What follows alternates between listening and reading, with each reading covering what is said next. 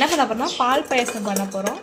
So first வந்து நெய் ஊற்றி நெய்யில் சொன்னாங்க எண்ணெய் ஊற்றி அதில் 5 அளவு நாங்கள் முந்திரி வாங்கி கிண்டிக்கிட்டு இருக்கோம்.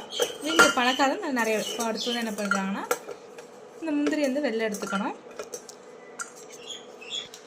இப்போ அடுத்து என்ன பண்ண போகிறோன்னா அந்த சட்டியிலேயே சேமியாவை வந்து நாங்கள் என்ன பிராண்ட் எடுத்துருக்கோம்னா ஃபேவரைட் சேமியா. நீங்கள் வந்து சொல்ல வேணாம், கரண்ட் கொஞ்சம் முழுசாக போட்டிருக்கேன்.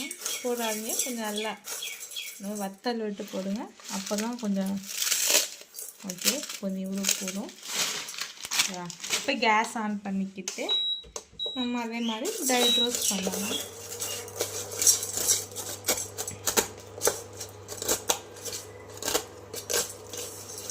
கொஞ்சம் கம்மி பண்ணிக்கலாம் ஹீட்டை, பேன் கருகிடும்.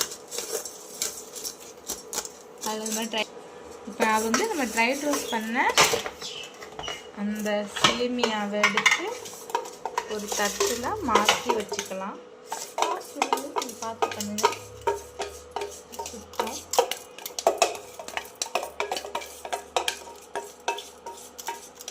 கொஞ்சம் அடி பிடிச்சிருச்சு பாருங்கள். ஸோ நீங்கள் எல்லாம் பண்ணாமல் கொஞ்சம் நல்லா பண்ணுங்க. கேஸ் கொஞ்சம் பற்றாக்குறையாக இருக்குது, அதுதான் இப்படி. கேஸ் பண்ணால் கரெக்டாக இருக்கும்.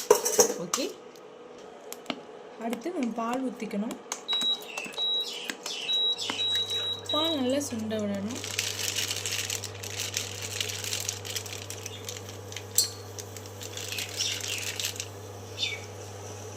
பால் கொஞ்சம் கொதிக்கட்டும். கொஞ்சம் நேரம் இப்போ பார்த்தீங்கன்னா நல்லா பால் பொங்கி வருது. நம்ம மீடியம் ஃப்ளேமில் வச்சு கிண்டணும். கொஞ்சம் தண்ணி சேர்க்கணும், ஏன்னா வந்து சேமியா கொஞ்சம் வேகணும்ல, கொஞ்சம் லைட்டாக மட்டும் தண்ணி சேர்த்தா போதும். ஓகே, கொஞ்சம் ஒரு கிளாஸ் போதும். நல்லா கிண்டிக்கிட்டே இருக்கணும். ஓகே, இப்போ அடுத்து என்ன பண்ணுறீங்கன்னா சுகர், உங்களுக்கு தேவையான சுகர் போட்டுக்கிறோம். இது நல்ல சுகர் சாப்பிடுவாங்க. நான் ஒரு 4 டீஸ்பூன், ஓகே ஒரு 4.5 டீஸ்பூன், ஓகே இந்த போதும். இப்போ மறுபடியும் இதை வேக விட்டுக்கோங்க கொஞ்சம் நேரம். பொங்கி வந்துருச்சு. இப்போ நம்ம கேஸ் ஆஃப் பண்ணிவிட்டு நம்ம எடுத்துருக்க சேமியாவை உள்ளே கொட்டிக்கலாம்.